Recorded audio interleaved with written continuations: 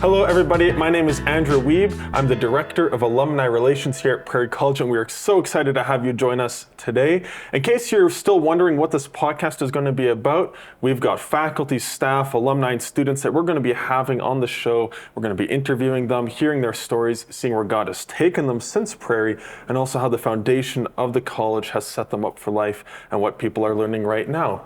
And so if you are a parent of a student, you are a student yourself, if you're an alum, if you're a friend of Prairie, all are welcome to listen, and we are so happy to have you with us. And well, on that note, I am happy to have Dr. Megan Roberts with us today. She is a bubbly, wonderful, awesome personality here on campus, and I happen to actually travel with her in Israel for a couple weeks, and I can attest to her knowledge of the Old Testament. It is a lot. There's a lot there, a lot to mine, lots of good stuff, fun facts. So why don't you introduce yourself a little bit? Tell us who you are. Yeah, Megan Roberts, as you already said, originally from Colorado, grew up on a small farm with goats and chickens and cows and cats and dogs. My dad was a professor at the university in Boulder. Okay. And then I have variously traveled all around the world, and I have so far now landed in Three Hills, Alberta, which is very funny. Oh, that is, and how exactly did you get here? What brought you to Three Hills, to Prairie? How did you get here? What's the story? Yeah, so I originally wanted to do Bible translation. So my undergrad is in linguistics. Okay. And then I did a master's in biblical exegesis because I wanted more Bible education so that I could be a better Bible translator. But then I didn't go and do Bible translation. I actually went to Cambodia for 5 years and became a middle high school Bible teacher. Wow. And that was where I discovered that that was what God had gifted me to do, was to be a teacher. And so after my 5 years in Cambodia, spent a couple years back in Colorado. And it was in my time in Cambodia that actually I had friends and fellow teachers who said, we can really see you being a professor at a college or seminary level. But I knew that that would require a PhD, and I just thought, I'm not smart enough for that. But then I had friends telling me there in Cambodia, I think you should really think about doing a PhD, which was like totally out of the blue for me. Yep. But it happened enough times that I thought, I think I'm supposed to pay attention to that. Yep. So after Cambodia, came back to the States, and then I did my PhD, 6 years in Ontario at McMaster Divinity College. Okay. And then back in Colorado. And when I was in Colorado, I know the previous Old Testament professor here, Carmen Imes. And as she was thinking about possibly moving on to Biola, she was contacting various other people who might be a good fit for Prairie, asking them to apply. So she asked me to apply, and I thought, that's crazy. I just moved out of Canada. I don't want to move back to Canada. No offense, Canada. So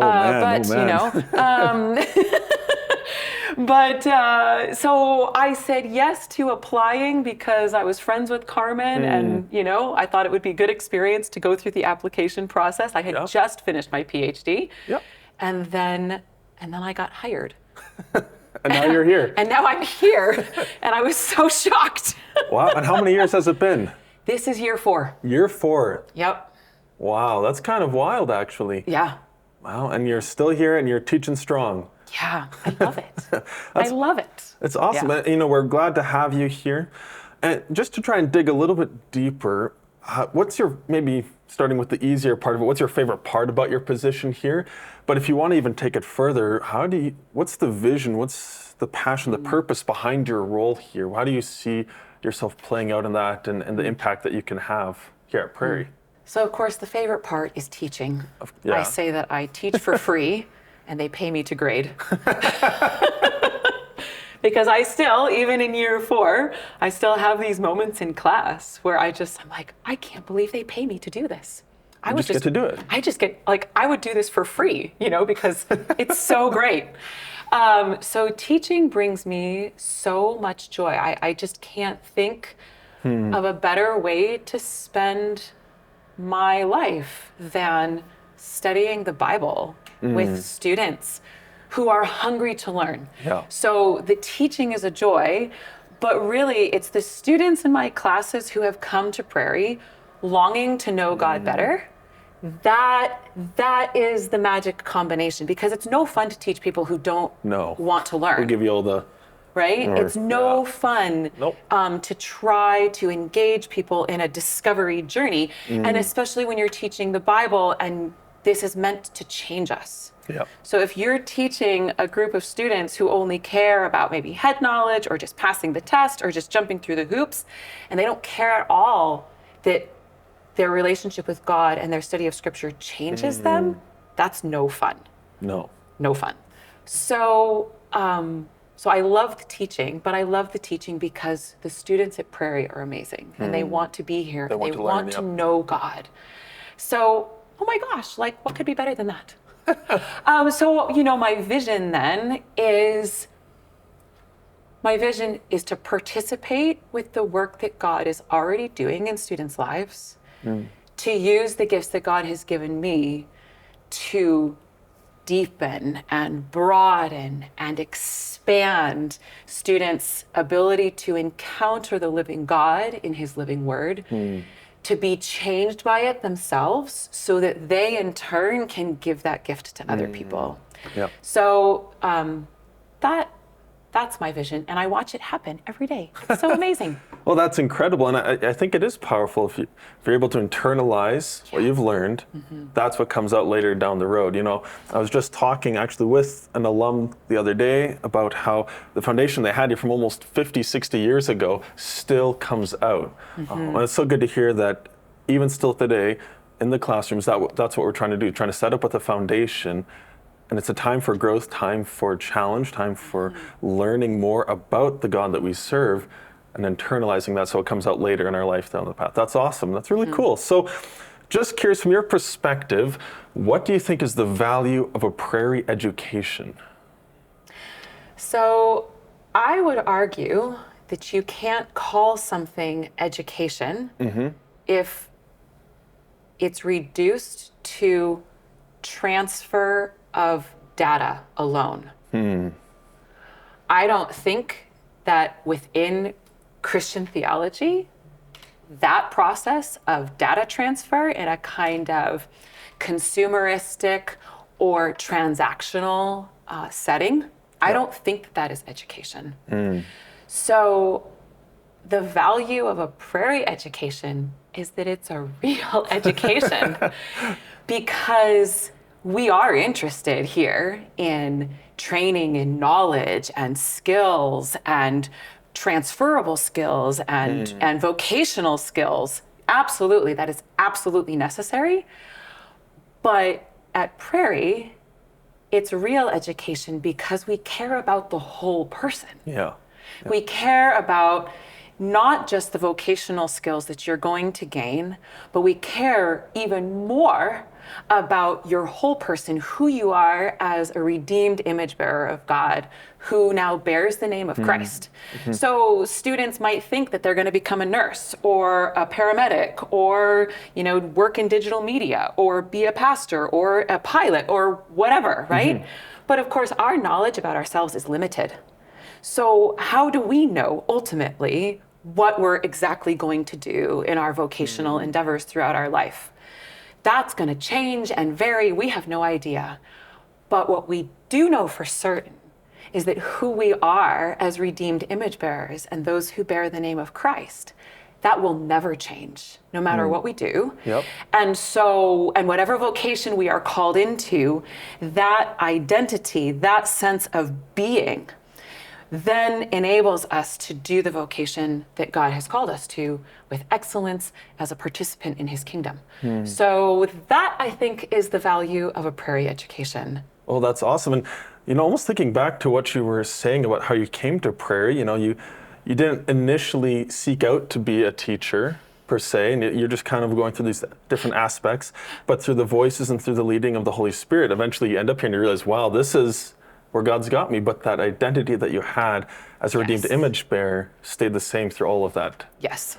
That's awesome. So thinking about that, maybe you can touch on a little bit, what has God been teaching you lately? I know there's these lifelong lessons we learn, but is there anything recently that God's been putting on your heart? Yeah, two things come to mind. For probably the last couple of years, I've realized the extent to which I am often not present I'm often stuck someplace in the past, in some kind of regret or feeling of guilt or pain that is unresolved and won't go away. Or I'm off in the future, anticipating and anxious and trying to keep up, and realizing the extent to which I'm often not present to myself and therefore not present to God, because we actually only exist in the present moment. Yeah. And God promises to always be with us, but where are we actually? Where am I actually? I'm only ever actually in the present moment. So God has really been teaching me and like sort of embodied formation of being present first to myself so that I can be present to him. And that is quite strongly related then to, I think, what now God is building on top of that, which is now that I have grown and have so much, a much better sense of being present to him in the present moment.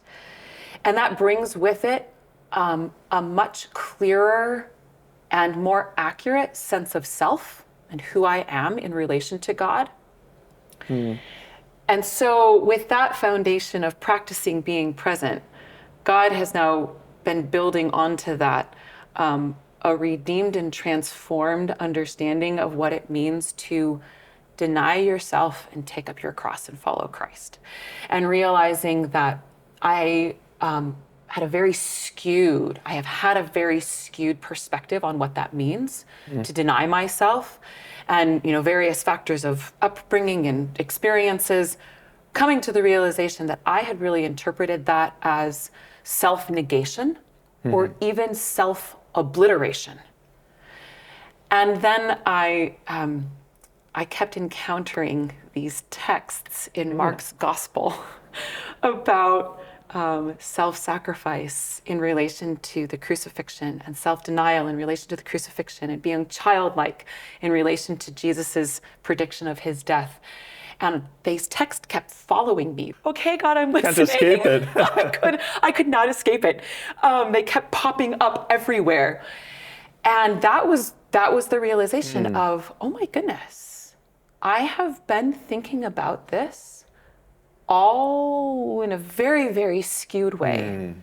And so the realization of actually self-denial, being the servant of all, is not self-negation or self-obliteration, but it's actually an accurate sense of self that then God asks me to deny priority to in favor of prioritizing Christ.